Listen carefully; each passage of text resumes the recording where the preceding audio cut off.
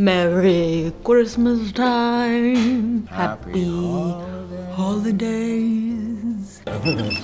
Hi, welcome. It's the week of Christmas, and what better time than now to talk about crime? Episodes 91 and 92 of with Trixie and Katya. If you have no idea what I'm talking about, don't worry, I'll catch you up. Stick around. Okay? If you're new here, my name's Leeja. I'm a real-life lawyer on a mission to demystify the law and how it affects your everyday life. That being said, I may be a lawyer, but I am not your lawyer, and nothing that I say should ever be construed as legal advice. You should always seek the advice of a licensed attorney before making any legal decisions. Okay, so if you have no idea who I'm talking about, let's just break it down really quick. We got Trixie Mattel and Katya Zomolodchikova. They're drag queens. They were both on season 7 of RuPaul's Drag Race and have since gone on to achieve greatness. Okay, they were also on RuPaul's Drag Race All-Stars. I believe Trixie won season 3 of that. They both have YouTube channels. They both have other shows that they do together. They're both on tour with each other and separately. Trixie has like a doll and an ornament and a music career, and like they're doing it all. All right. Trixie is named Brian, and Brian is from like 𝗪𝗏𝗡𝗡𝗧, Wisconsin, which being from small town Minnesota, I understand a little bit of. But look how far he's come. Katya, I don't know, spawned from some sort of devilish sinkhole somewhere on Earth and became who she is today. Out of drag, her name is also Brian,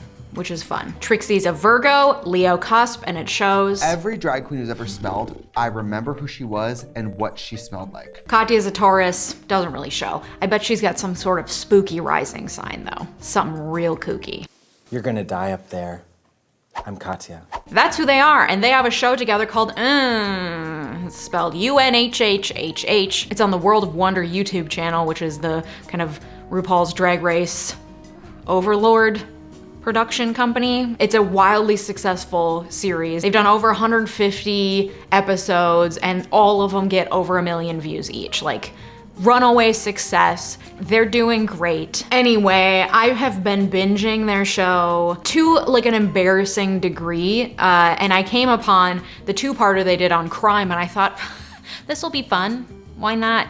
Let's see what they have to say about crime. What's the topic? Crime. Have you been arrested? I haven't been booked. I feel like, is that a thing? Like Booked is down. like you're going with us. Cops knocking your door being like, keep the noise down, that's not booking. Yeah, that's happened a lot. Fully booked. Mama, fully booked. So booking is what happens after an arrest. So like you're going, the cops come, they put you in cuffs, you're under arrest, you have the right to remain silent, anything you say can and will be used against you in a court of law, you have the right to an attorney, if you can't afford one will be assigned to you. Those are your Miranda warnings and those should be read to you anytime you're arrested or taken into custody. Once you're taken into custody, that's when you're booked, which is just when they collect all of your personal information and put it in the system. Okay. What happens if you are a person who gets arrested for smoking marijuana and then 5 years later it's legal? Yeah. I think sometimes you get paid retroactively. Okay, so it depends on the state. Generally, when a law that criminalizes something is taken off the books, it's not applied retroactively, because it was still a crime when you did the thing, when it happened. So usually they don't retroactively apply laws like that unless it's specifically written into the law, which makes sense because if things were retroactive and a legislature could come and say like, this new thing is illegal now, they would then be able to say like, well, you did it that one time 3 years ago before it was legal and now we're being retroactive about it. You know what I mean? So like, it's good for most things that we don't do things retroactively. Also, if you broke the law when it was the law, like you're still guilty of breaking a law, you know what I mean? However, with issues like marijuana charges, like we're realizing, some more slowly than others, the damage that the war on drugs has done over the last 20 or 30 years. 30 or 40 years? I don't know. To me, 20 years ago was the year 1980. So like, I don't know what time is anymore. You know what I mean? We're trying to right the wrongs of the war on drugs as we realize that it like really didn't work and it over-criminalized specific portions of the population. Black and brown people. So a lot of legislatures are writing into their marijuana legalization laws some sort of method for expungement of criminal records. Some of them take effect automatically, so like it's just automatically expunged. Others, there's a process that people have to go through on their own accord to expunge their records. All of it is a lot of red tape and takes a lot of time, so even the laws where expungement is automatic, it doesn't go into effect for like many, many years into the future because it takes so long for all that red tape to get gone through, you know? So this leaves a big gray area for people who have marijuana charges on their record, and that's affecting how they live, because like it affects like how you travel, what you can buy, what you can't buy, where you can go, like what jobs you can get. It has a really long-lasting effect on your life. I will say I haven't heard anything about retroactive payments in that situation. She might be talking about people who are exonerated after being wrongfully convicted. 36 states do offer compensation for exonerees, as does the federal government, but that's for wrongful convictions. People who were convicted under marijuana laws were not wrongfully convicted on paper per the law. You know what I mean? Like it was right at the time for the prosecutor to have prosecuted them and for the jury to have found them guilty based on how the law was written at the time. Even if now we think that was wrong, that they were convicted, they weren't wrongfully convicted like someone who was like framed for murder and then later exonerated because they didn't actually commit the murder would be, you know what I mean? Slightly different situation. What about 𝗦𝗨𝗣𝗣𝗢𝗏? Sometimes people do things and get off. Like, No, she cut his dick out and threw it out the window. yeah, I got off. Seriously. But his dick works now, and he did porn. He did porn, and they sewed it back on. They sewed it right back on. How'd they find it? Yikes, have you heard that story though? Get this, okay, content warning, assault, violence, etc. Okay, it's 1993. John Bobbitt, good old Johnny Bobbitt, is alleged to have raped his wife, Lorena. Later that night, she gets up, goes to the kitchen, grabs an 8-inch knife, cuts off his penis while he's sleeping, gets in the car with the penis in hand, driving, throws it into a field. Is she a hero? Maybe. A little while later, she stops, calls 911, turns herself in. So she told them which field she threw it into, and then they went and they searched. They did a really thorough search for this man's penis, because God forbid, you know? They found it, they reattach it somehow, works fine now. Anyway, at trial, she claims temporary insanity, which produced an irresistible impulse for her to injure John in this way, and the jury believed it. And the defense did a great job of bringing in a ton of evidence of the history of abuse that she experienced at the hands of John, like really, really bad shit. And they brought on a bunch of expert witnesses that talked about PTSD and other types of emotional response to this type of trauma and different disorders that can happen as a response to that level of trauma that could lead someone to be temporarily insane. And this happened in Virginia. So according to Virginia law, the irresistible impulse defense is available where the accused mind has become so impaired by disease that he or she is totally deprived of the mental power to control or restrain his or her act. So basically, in order to prove irresistible impulse, a defendant has to show that although she understood her actions, she was unable, due to a disease of the mind, to control or restrain those actions. So she had to prove that she had a disease of the mind, which they did by showing the types of diseases of the mind that can happen to someone who experiences years and years of trauma and abuse, and saying like, due to this disease of the mind, she committed this act during a period of temporary insanity that caused an irresistible impulse to injure him. And she got off, God bless. All right, so they tried to convict John of raping his wife, and the jury let him off in that case. And in addition to then going on to have a porn career, he also went on to accumulate a record of serious abuse allegations and some criminal convictions. Should have left that thing in the field, you know what I mean? Okay, if you're my kid, Yeah. and I'm like, I love you so much, you can't get hurt, you can never leave home, that's a crime.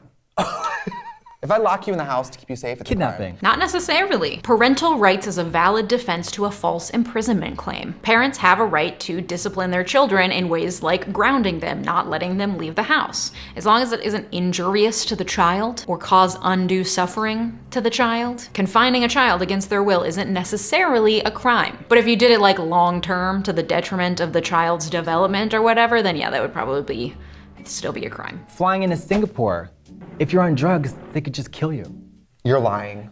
Death penalty. Death penalty. What if you already like took the pill before you got on the plane? Well, say, you know, sayonara.